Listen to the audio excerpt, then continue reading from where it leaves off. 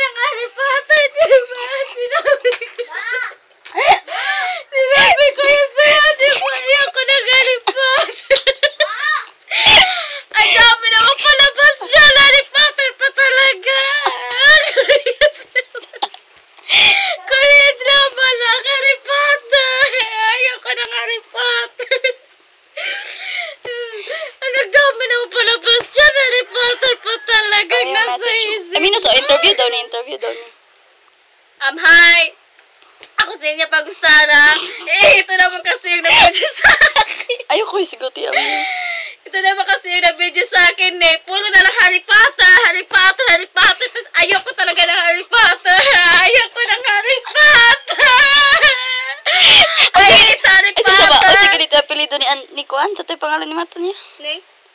Apelido ni? Katong Kuan mo ni Joan ba? Ni?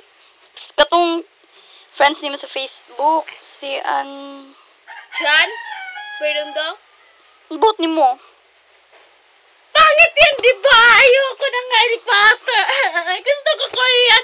Matthew Joy, Stevie Jun. Ayun ang gusto ko, ate. Ang pangit. Wala ka